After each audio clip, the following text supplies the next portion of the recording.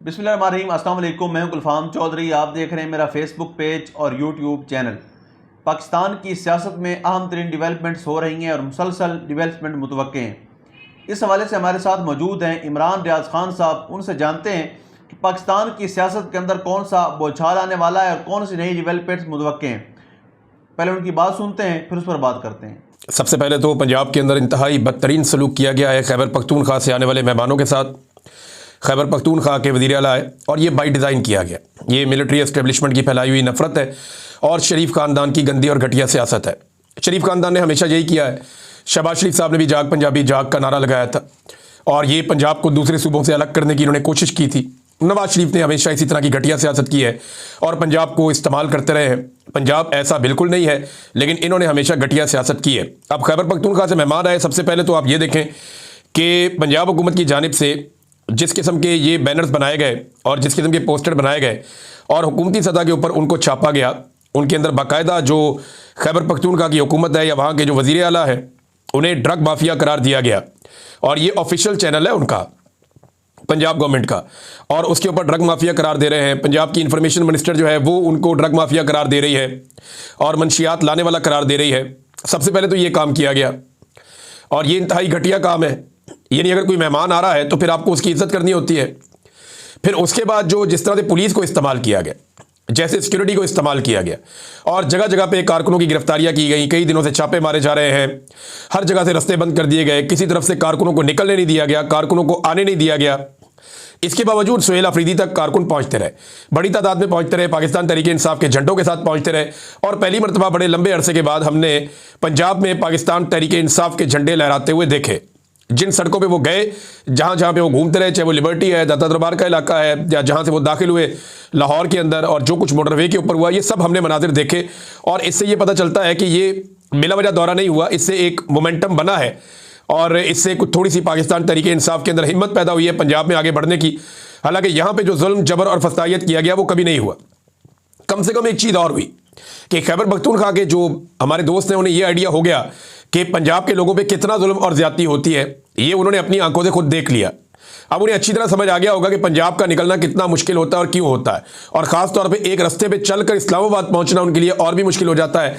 यही काम खैबर पख्तूनख्वा में आसान रहता है क्योंकि पंजाब में जो जुल्म जबर और फसादियत है वो किसी और सूबे में नहीं है। अब अगर पूरे पाकिस्तान को बंद करेंगे तो सिचुएशन मुख्तलिफ हो जाएगी और अगर इस्लामाबाद की तरफ बढ़ेंगे तो सिचुएशन कुछ और हो जाएगी। ये मैं आपको आगे चल के बताऊंगा। बहुत सारी मेरे पास इसके बारे में इंफॉर्मेशन है कि ये स्ट्रीट मूवमेंट क्या होगी, कैसे चलेगी, किस तरीके से अपने अंजाम को पहुंचेगी, ये चीज़ें मैं आपको बताऊंगा। लेकिन पंजाब में बदतरीन पहले तो सियासी सलूक किया गया, उसके बाद पंजाब की हुकूमत ने जो किया वो आपके सामने है, फिर जो पुलिस से गन डलवाया गया वो भी आपके सामने। लेकिन इसके बावजूद लोग निकल के आते रहे और तहरीक इंसाफ के झंडे निकाल के लाते रहे, जबकि सुहेल अफरीदी ने खुद लोगों में खड़े होकर इमरान खान के हक में नारेबाजी भी करवाई। सियासत का तो सत्यानाश हुआ पंजाब में और ये मिलिट्री एस्टेब्लिशमेंट की फैलाई हुई नफरत है। इसी तरह से एक दौर में मुझे बड़ी अच्छी तरह याद है, मिलिट्री एस्टेब्लिशमेंट ने बांग्लादेश के जो शहरी हैं उनके खिलाफ नफरत फैलाई थी और हमारे जो बंगाली भाई हैं मशरकी पाकिस्तान के रहने वाले, उनके खिलाफ बड़े सूबों में, यहाँ पंजाब में, सिंध में, यहाँ पे नफरत फैलाई गई और उस नफरत के नतीजे में पाकिस्तान को दो टुकड़े कर दिया गया। ये पाकिस्तान की मिलिट्री एस्टेब्लिशमेंट ने किया था। आज उसी तरह से नफरत फैलाई जा रही है। एक ऐसे सूबे का चीफ मिनिस्टर जो छोटा सूबा है, जिसके 4000 अरब से ज़्यादा पैसे आपने देने हैं और आप उसके पैसे भी नहीं दे रहे और वो महरूमियों का भी शिकार है। फिर मुसीबत ज़दा सूबा है, वहाँ पे दहशतगर्दी के वाक़यात हो रहे हैं, बाकायदा वहाँ पे दहशतगर्द इंपोर्ट करके वहाँ पे उनको तैनात किया गया और जिस तरीके से दहशतगर्दी वहाँ पे स्पॉन्सर करके लाई गई, जिस तरह से दहशतगर्दों के लिए बॉर्डर नरम हुए और उन दहशतगर्दों ने जैसे दहशतगर्दी फैलाई है, जिस तरह उनकी मादनियात पे कब्जा किया जाता है, जब आप इन सारी चीज़ों को प्लस माइनस करके देखते हैं तो आपको पता चलता है कि एक बैकूम सूबे का वज़ीर आला बड़े सूबे में आया है तो बजाय कि उसके साथ हुस्न सलूक किया जाता, उसके साथ बदतरीन सलूक किया गया, उसके साथियों के साथ बदतरीन सलूक किया गया। पंजाब असेंबली में जब वो गए तो उनको धक्के मारे गए, बल्कि धक्के मार के वहाँ की सिक्योरिटी उनको बाहर तक घसीट कर ले गई। मीना खान अफरीदी के साथ बदतमीजी की, उनके साथ दीगर जो साथी उनके साथ बदतमीजी की। फिर बड़ी मुश्किलों से वहाँ पे मकामी लोग और कुछ थोड़ा सा मीना खान अफरीदी वगैरह इन्होंने प्रोटेस्ट किया और पुलिस को फिर रोका गया कि बदतमीजी बंद करें। ये जो पंजाब असेंबली की सिक्योरिटी है। बाद में नईम हैदर पंजूता साहब ने बताया कि ये सिक्योरिटी ने माफ़ी मांगी और उन्होंने कहा जी कि हमें ये ऑर्डर दिया गया था कि हमने आप लोगों के साथ बदतमीजी करनी है, हम ऐसा बिल्कुल नहीं करना चाहते थे, हम मजबूर हैं जिसकी वजह से हमने ये किया है। अब नाज़रीन, सियासत का तो सत्यानाश हुआ, इन्होंने सहाफ़त का भी सत्यानाश कर दिया पंजाब में। पंजाब असेंबली के अंदर जब ये पता चला कि सुहेल अफरीदी साहब को यहाँ पे बात करनी है, क्योंकि पंजाब असम्बली के अंदर वो आए, उन्होंने अरकान असम्बली से मुलाकात की और वहाँ बड़ी खुलकर बातें हुई। तो उसके बाद एक प्रेस ब्रीफिंग रख ली गई। अब जब प्रेस ब्रीफिंग के लिए ये सुहेल अफरीदी साहब को वहाँ पे लाया गया तो पता चला कि वहाँ पे बहुत सारे ऐसे सहाफ़ी मौजूद हैं जो आमतौर पर पंजाब असम्बली को कवर करने के लिए नहीं आते। देखिए, पंजाब असम्बली के जो सहाफ़ी हैं ना, उनके पासेस बने हुए हैं, उनका वहाँ पे इलेक्शन भी होता है। पंजाब असम्बली के सहाफ़ी इलेक्शन लड़ते हैं, सदर और जनरल सेक्रेटरी उनका बनता है, उनकी पूरी एक टीम बनती है और ये दर्जनों की तादाद में है, अखबारात के भी हैं, टीवी चैनल्स के भी हैं। तो पंजाब असम्बली के बाकायदा सहाफ़ी मौजूद हैं जो इलेक्शन भी लड़ते हैं, उनकी अपनी एक बॉडी भी है। लेकिन मैंने जो सहाफ़ियों से बातचीत की, उन्होंने कहा जी कई ऐसे सहाफ़ी आ गए जिन्हें हम नहीं जानते। ये ज़्यादातर जो है वो एस्टेब्लिशमेंट के डिजिटल मीडिया के साथ मुंसलिक हैं, कुछ सहाफ़ी दीगर मीडिया के साथ मुंसलिक हैं। ये सहाफ़ी अचानक से अंदर आ गए, इनको परमिशन किसने दी, किसने इनको अंदर आने दिया, हम कुछ नहीं जानते। ये सहाफ़ी वहाँ पे मौजूद थे और इन्होंने ही वहाँ माहौल ख़राब किया। खैबर पख्तूनख्वा से आने वाले मेहमानों के साथ सहाफ़ियों ने, जो लाए गए सहाफ़ी थे जिनको प्लांट किया गया था वहाँ पे, उन्होंने काफ़ी बदतमीज़ी की, काफ़ी हुल्लड़बाजी की। होता तो यह है कि जब भी कभी किसी और सूबे से कोई रहनुमा आता है या कोई पहुंचता है तो सबसे पहले सहाफ़ती बरादरी में से एक सीनियर आदमी खड़ा होता है, वो उठकर कहता है जी अब आपको वेलकम करते हैं, अब हमारे सवाल आते हैं, उनके जवाब आप दे दें। फिर बारी बारी सवाल किया जाता है। लेकिन यहाँ पे एक हुल्लड़बाजी थी, बदतमीजी थी, सबने मोबाइल फ़ोन निकाले हुए थे और बाकायदा एक प्लान्ड अटैक सवालात का किया गया वज़ीर आला खैबर पख्तूनख्वा से। यानी अगर आप सवालात देखें तो आपको आइडिया हो जाएगा कि मेहमानों के साथ इन सहाफ़ी गिद्दों ने क्या किया।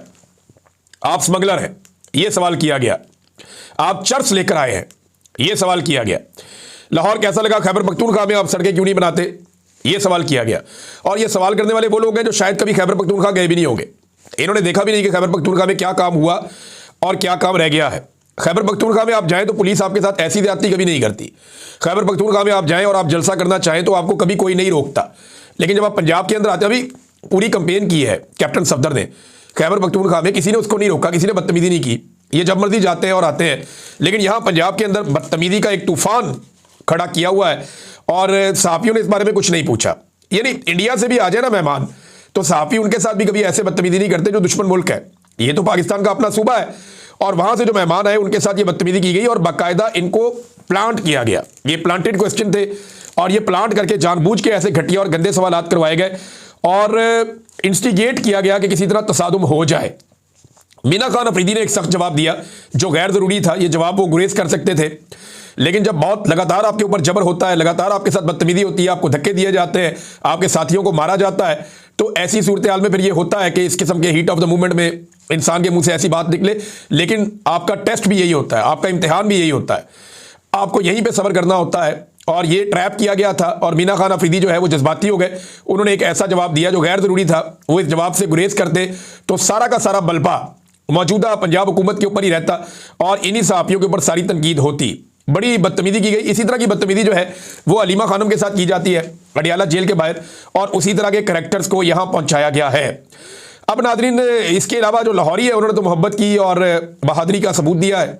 लाहौरी निकले, फैमिलियाँ निकली, वो आए, उन्होंने आकर लब्बैक कहा, वो काफ़ी देर खड़े रहे। अभी ये दौरा आगे चलता रहेगा। अभी सुहेल अफरीदी साहब यहाँ पे कोट लखपत जेल में जो कैद है पाकिस्तान तहरीक इंसाफ के रहनुमा, उनसे मुलाकात करने की कोशिश करेंगे। जी बिल्कुल, जिस तरह से आपने सुना, इमरान रियाज खान साहब ने पाकिस्तान की सियासत में अहम तरीन डेवलपमेंट्स हमारे सामने रखी और उन्होंने बताया कि पाकिस्तान की सियासत में कितनी बड़ी तब्दीलियाँ मज़ीद मुतवक्के हैं। यानी इस वक्त पाकिस्तान की सियासत इंतहाई मुतनाज़ बनी हुई है और सियासत से ज़्यादा मामलात अदालतों के अंदर चले गए हैं।